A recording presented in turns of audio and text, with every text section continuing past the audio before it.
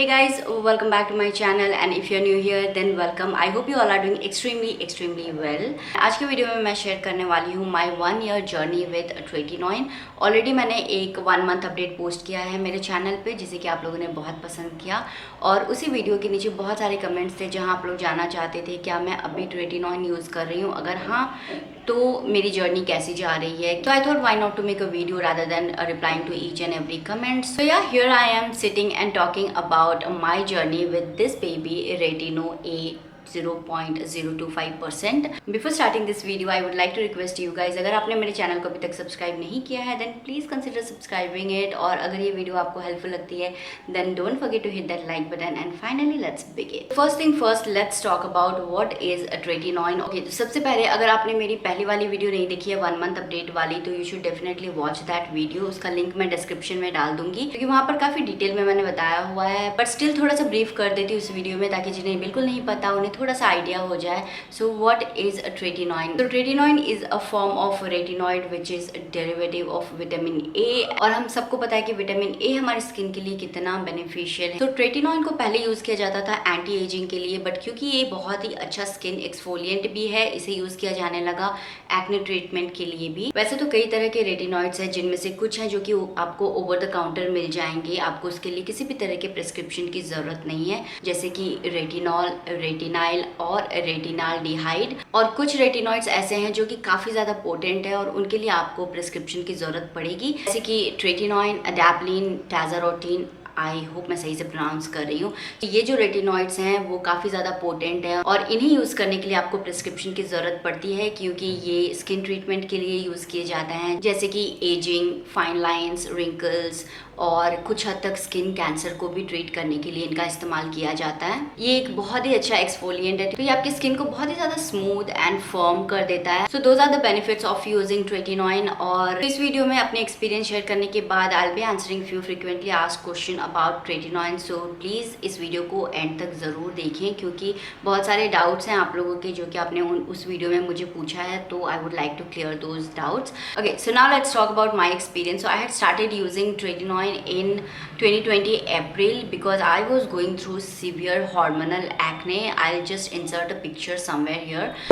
मेरी जो jaw line है that was completely filled with acne and it was like pus filled acne. It was very painful. वो बढ़ते ही जा रहे थे. I initially had like 2 or 3 bumps over here, but धीरे धीरे वो बिल्कुल मेरे दोनों जॉ लाइन पे फैल चुके थे and it started to cover my chin area as well. So I was really worried. और जब मैंने अपने डर्मेटोलॉजिस्ट को कंसल्ट किया so he gave me this Tretinoin along with some other products. But you know मैं थोड़ी ज़्यादा over smart थी. So what I did, I started using this one with some other regular product जो कि मैं पहले से यूज़ कर रही थी. And I don't know what went wrong. Maybe जो मुझे जो रीज़न समझ में आ रहा है that my face wash it had like fragrance और वो soap free भी नहीं था. So it just reacted very badly on my skin और मेरे acne बहुत ज़्यादा और बढ़ गए. Initially मुझे लगा this is like purging और it will go away in a week or 2, but पूरे 1 month तक यूज़ करने के बाद भी वो ठीक नहीं हुआ. मैं नॉर्मली क्या कर रही थी, I was using a Cetaphil cleanser and the one my dermatologist gave me the Belisa one. But in between what I was doing मैं कभी कभी कोई दूसरा फेस वॉश भी यूज़ कर ले रही थी. And also I use niacinamide, the Derma Co niacinamide serum इसके साथ कभी कभार. एंड वहीं पे मैंने सबसे बड़ी गलती कर दी that Derma Co niacinamide had fragrance in it और वो और भी ज़्यादा बुरी तरह से रिएक्ट किया. सो 1.5 महीने यूज़ करने के बाद my skin was getting worse and it was like so sensitive कि मैं अगर थोड़ी देर धूप में खड़ी होती थी तो मेरी स्किन बिल्कुल रेड हो जाती थी और मुझे काफ़ी ज़्यादा इन्फ्लेमेशन फील हो रहा था मेरे स्किन पे. So when I visited my dermatologist next time I told him everything जो भी मिस्टेक्स मैंने करी थी because I had some idea about skin care. तो मुझे पता था कि वॉट वेंट रॉन्ग और यू नो ओवर कॉन्फिडेंस में मैंने I thought कि my skin would bear it, so I just tried everything. But yeah, my dermatologist asked me to stop using this one immediately और मुझे ये use करना बंद करना पड़ा. According to him, my skin had become very sensitive and it was really difficult to take this product because it is very potent. ये बहुत ही strong formula है, तो मेरी skin इसके साथ adapt नहीं कर पा रही थी. So what we did, we started with retinol जो कि already मैंने एक स्किन केयर वीडियो में शेयर किया है. So that was from the brand Retinext. तो उसमें तीनों तरह के ओवर द काउंटर रेटिनॉइड्स थे, जैसे कि रेटिनॉल, रेटिनाल एंड रेटिनाल डिहाइड। उसके साथ ही उसमें hyaluronic acid and vitamin E भी था। So it was very moisturising and Kameng. So I use that one for 3 months और 3 मंथ्स में मेरी स्किन पूरी तरह से हील हो चुकी थी। और रेटिनॉल के साथ मुझे और भी कुछ प्रोडक्ट्स दिए गए थे मेरे एक्ने को ट्रीट करने के लिए। सो 3 मंथ्स में माई एक्ने वॉज गॉन और मेरी स्किन काफ़ी हील हो चुकी थी, बस थोड़े बहुत मार्क्स थे। So after 3 months when I visited my dermatologist again, I asked him if I can use this one. So he just said okay you can give it a try but just stick to basic skin care product. So what I did, मैंने week में 3 बार एज़लिक acid use किया और 2 बार मैंने ये रेटिनॉइन use किया and rest 2 days were like मैं बिल्कुल basic से स्किन केयर करती थी। तो इस प्रोडक्ट के साथ भी मैं बेसिक सा क्लेंजर यूज़ कर रही थी which was soap free and fragrance free. I am still using that cleanser.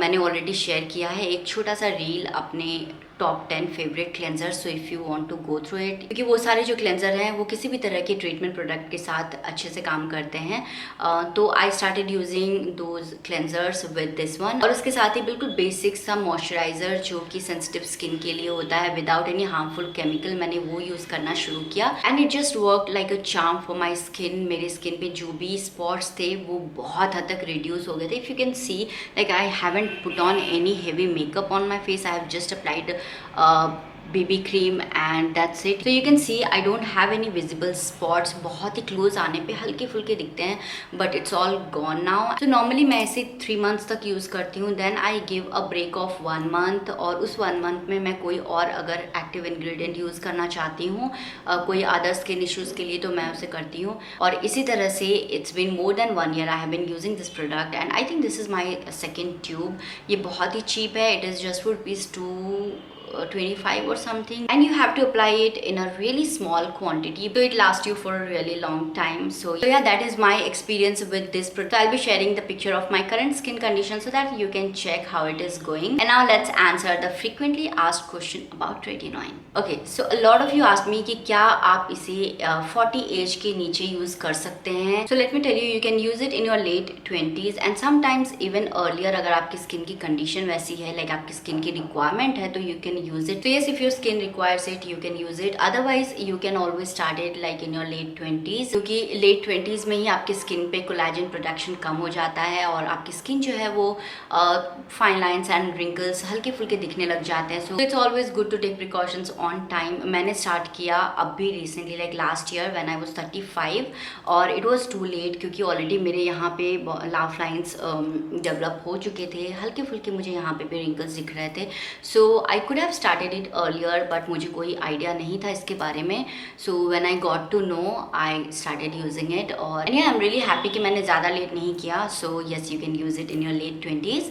Now let's move to second question, which is can I use it without doctor's prescription? I would say no, not at all. Don't use it without doctor's prescription क्योंकि इसे use करने का एक pattern होता है। So normally what we do, हम किसी भी यूट्यूबर को देखते हैं और वो जैसे यूज़ कर रहे हैं हम उसे वैसे ही यूज़ करना स्टार्ट कर देते हैं। बट प्लीज़ रिमेंबर, हर किसी की स्किन अलग होती है, हर किसी का स्किन इश्यूज़ अलग होता है। If a normal skin person is using it तो उसे इतनी ज़्यादा प्रॉब्लम नहीं होगी, but if you have sensitive skin आपको you have to be very very careful इसके साथ कौन से प्रोडक्ट यूज़ करने हैं। एंड कभी कभी ऐसा होता है कि आपकी स्किन को ये बहुत ज़्यादा ड्राई एंड फ्लेकी कर देता है, तो उस टाइम में कौन से प्रोडक्ट यूज़ करने चाहिए। So you should always consult your doctor क्योंकि वो आपको बेटर बता सकते हैं आपकी स्किन को टेस्ट करके कि आपकी स्किन के साथ क्या प्रॉब्लम है और आपको ये प्रोडक्ट कैसे यूज़ करना चाहिए।